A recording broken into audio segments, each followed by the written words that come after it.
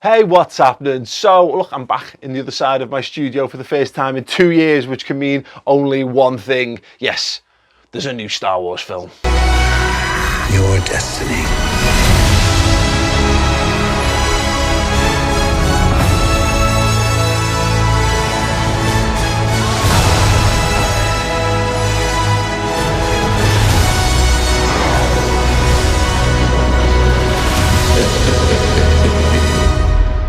The Force will be with you. Always.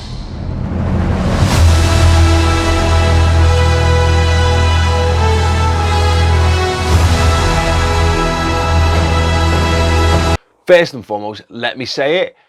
Spoilers. Spoilers, spoilers, spoilers. There's going to be all kinds of spoilers. So if you don't want the film spoiled, please do not watch this video, and don't be one of those pricks who spoils it for others. I'm trying my best not to be that, but I also couldn't help but talk about this film. So yeah, 2 years since I was sat here reviewing what I thought was everything wrong with Star Wars that had been made by Rian Johnson in The Last Jedi. And the main problem I have with it is that I don't think it's very good. The creepy pair of milk alien thing was weird. Yeah, it actually was really weird. That I've managed to craft the time to talk about Star Wars twice should tell you that it's caused an emotional response in me almost as big as the last one did. The last one, just for clarity, I thought was rubbish. I don't think it's very good. I thought there were some decent elements to it, but I thought what Rian Johnson had done is taken the Star Wars lore, taken the things that most of us who grew up with Star Wars held dear, and kind of just flushed them down the toilet for shock value. And look, there's a lot of people who like that movie, a lot, and they're fine, they're entitled to it. There are plenty of fine things about that. The horse, cow, dog things.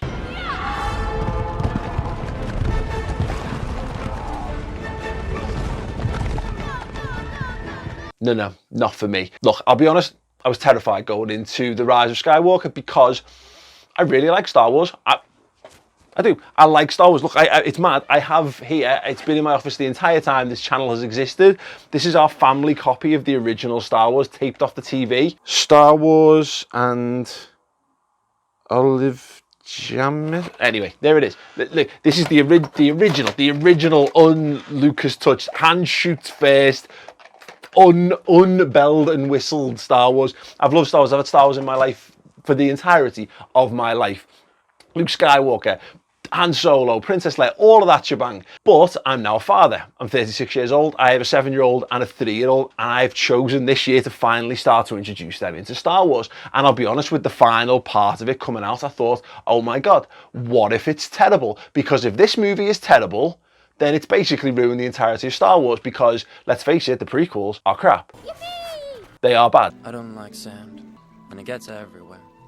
They are really bad movies. You don't need me to tell you this. If you want to know why, go and watch the Red Letter Media reviews of them. Oh my God. They're terrible. Not good movies, not well constructed movies, and just poor choice of plot. And again, George Lucas, it was a clusterfuck, let's be perfectly honest. But going back and watching the original, A New Hope, and we've just watched Empire Strikes Back. So I got to see this through the eyes of a 7-year-old me, effectively, for the first time, and seeing the excitement and seeing the way that they're sucked into the action, the drama and the pacing, and again, the lore and the meaning with the Force and the Force that runs through the galaxy and all the really, really good stuff, and the Battle of the Rebellion, all the things that are just fantastic about those original trilogy films. And I'm thinking, well, for a start, I've somehow got to get him through 8 movies to be able to take him to the cinema to watch this one, which is a trial. It's a trial that I'm going to make easier by not watching the prequels ahead of it. But if this film was terrible, you think, what's the point? Just stop. Just watch Return of the Jedi. No, son, there's no more. There are no more Star Wars films. There was just the 3. But why is it called Episode 4, 5, and 6? That's shh. We don't talk about the other Star Wars films. But we can talk about the other Star Wars films now. We can do, because JJ Abrams has saved Star Wars. He's done it. He saved Star Wars. Thank you, JJ Abrams, you wonderful, wonderful visionary man. So many of the things that left me disappointed about Rian Johnson's film was those elements that were set up in The Force Awakens that I was really excited by. You wanted to see how it tied in previously, and I get the notion of The Last Jedi, and I get what he was trying to accomplish, and that was trying to make it so that, look, there's no royal bloodlines, and there's not all about one family and all the magical people in the universe. It's not about kings and queens. It's about everyday people who can rise up and all that and become Jedi themselves. That's actually, the notion of that was absolutely fine, but you just didn't need to butcher all the characters we really enjoyed to get yourself there, particularly Luke Skywalker. Anyway, look, I've done this video on it. I've done this video already. I don't think it's very good. I'm going to talk about The Rise of Skywalker and why I think it's perfect and a perfect way to end, whether they end it or not, the Star Wars franchise, and why it has saved Star Wars, because ultimately what it means is you can now go back and watch them all. It's a complete story again. You know, it was a complete story when it was 3 parts. They had another 3. Then it was, I own the complete saga on Blu-ray. It's not complete, you fucking lying bastards. It's now a 2/3 complete.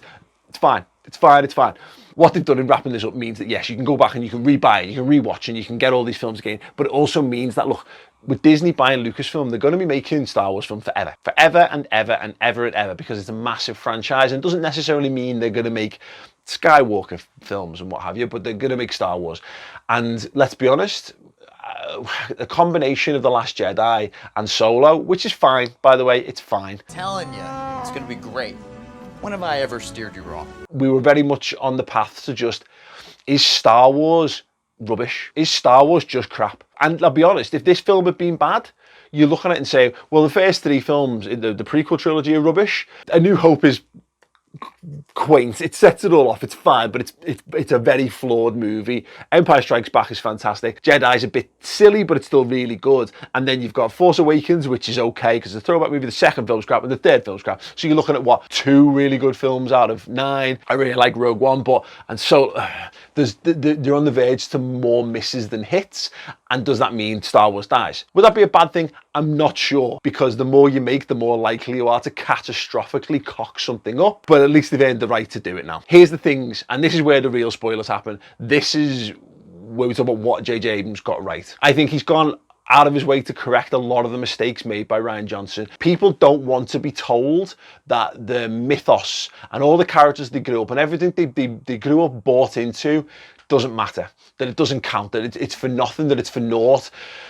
He managed to bring that back, and particularly given the fact that obviously Carrie Fisher died before this movie, and it's telling that, you know, it's one of the few creaky moments in the film is knowing that there is very, very limited footage of her and how they've managed to craft a role for her in this film. I think they've done a very, very good job with what they have available, but there's just a moment where you've run out of footage. You have to make something work. They've promised they weren't going to CGI it or whatever, and they've had to. There's a little moment in the movie where she goes off to contact Ben thing is just, but it's a minor point because it leads to something else, and you can use the notion that she somehow just sacrificed herself to help push him towards the light side. And I can make my peace with that, because that's also not the end of the involvement of Leia in the movie. She gets a little bit of payoff, and she gets a payoff for her fans, which I think is the big thing, which they kind of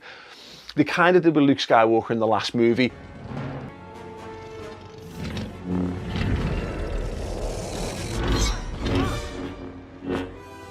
But you get a much more rounded picture of their story in this movie, bringing back Han Solo, bringing back Luke Skywalker, and seeing a young Leia training as a Jedi, letting her have a lightsaber. Like, look, is it just fanboy service?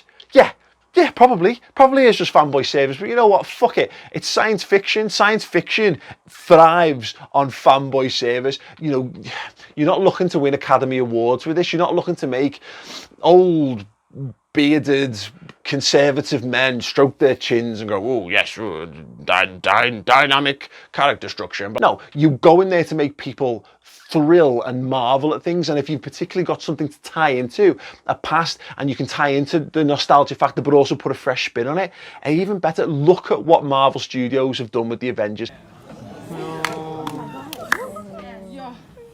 On your left.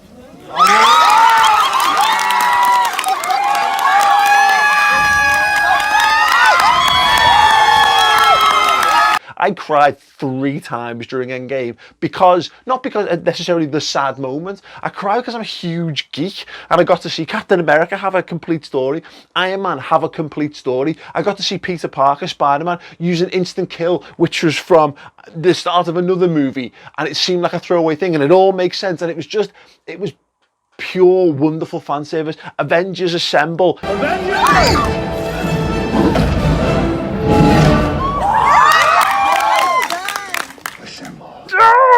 That what this film did was it brought those style moments back into the Star Wars universe. It's got the callbacks, and I'm sure there'll be hardcore movie critics who will look at it and say it's too much. It was a bit ham-fisted in some of the references here and there. Chewbacca getting his medal. Well, you know what? Fuck you, because ultimately, if it's going to be the last movie, why not? Why not just have a big payoff? Why not give the characters that are there everything that they always wanted? Give them that happy send-off, give them those things, so we can, the people who grew up with those characters, we take those characters and their journey to heart.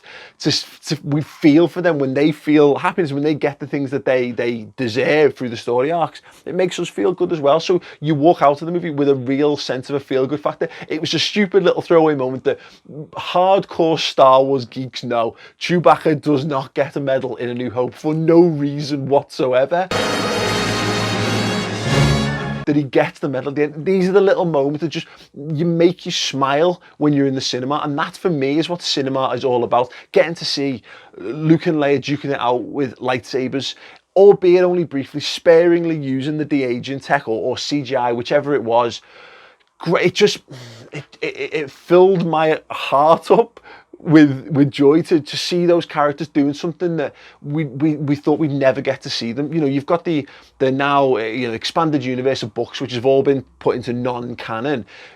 Those things happen in those books. I've read those stories, I've lived those stories, I've seen those character arcs, and I was sad that those stories didn't exist and those characters wouldn't get to live out those stories. We wouldn't get to see Leia as a Jedi. So even seeing it just for a very brief moment makes you feel great, and it also gives you hope that there might be something down the line. Maybe technology improves to a point, and look, maybe it would be in poor taste to bring Carrie Fisher back. I don't know, but it gives me hope that those stories are there to be told. Great, because we've now got the interconnective tissue that weaves the films together, and I thought it was handled spectacularly. What you got from JJ Abrams, who can be a little bit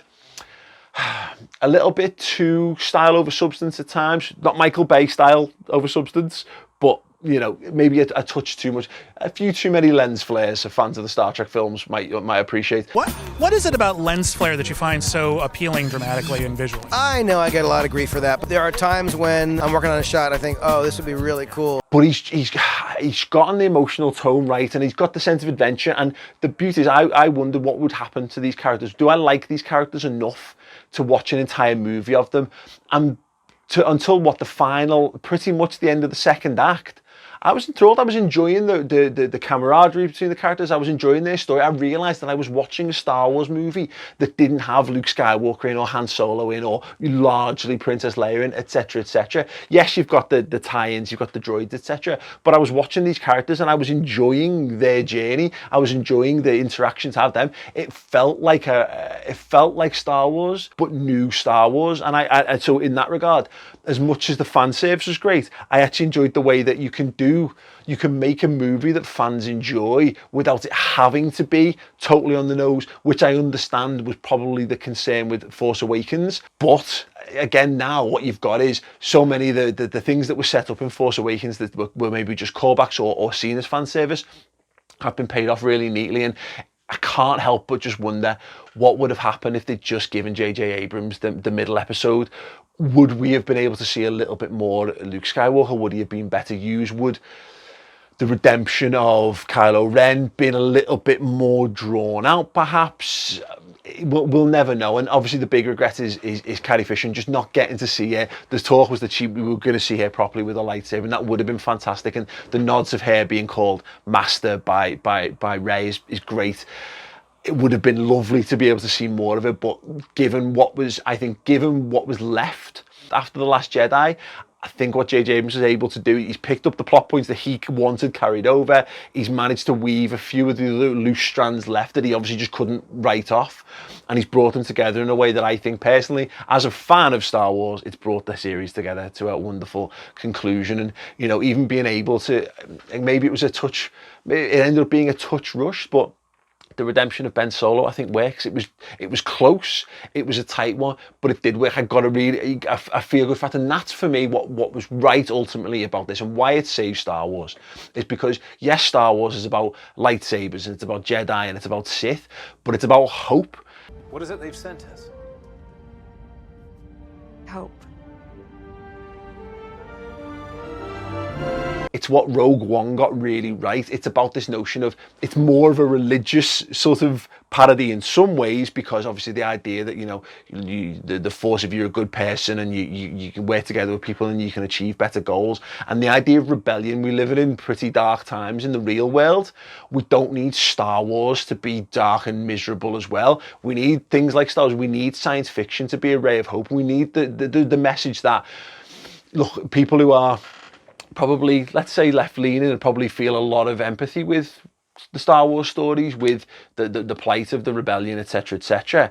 And I think the situation that it was left in, where you're faced with an impossible task. I think a lot of people in America feel that. I think people in the UK feel that, and I'm sure there's people in far worse situations country-wise probably feel that as well. And so to have this message that, you know, if you feel you're on the right side, you can rise up, you can stand up against evil overlords and dictators, etc., etc., is a fantastic message, and that has been the message of Star Wars. Yes, the prequels. Look, if you remade the prequels now, I think they'd be far better, and I think they could tie into this far better than they are. But when if you just kind of push them to one side and you look at what the original trilogy was and now what this is, that is the running theme, is that stay close with your friends, but together you can achieve anything, and you can be bigger than the people who seem like they're impossibly powerful. And I love that message. And again, I left the cinema with a massive smile on my face, bouncing down the street, and I can't wait to show my kids the rest of the Star Wars films now. I can't wait to go and take them to see their reaction, and know now they're going to be able, because it's good that they're going to pass it on to their children. That for me is the point of Star Wars. That and buying lots of toys and lightsabers, which I'm 100% going to do. We definitely need more Star Wars toys in here. Yeah, absolutely. Just being able to tie it all back, taking it back to Tatooine, doing the sort of burial thing, taking the name of Skywalker, it all, for me, it all works. There'll be criticisms of the film. I'm sure there will. I'm sure people who are inclined to bash these things will find problems with it. Fine. I loved it. If you loved it, let me know in the comments below.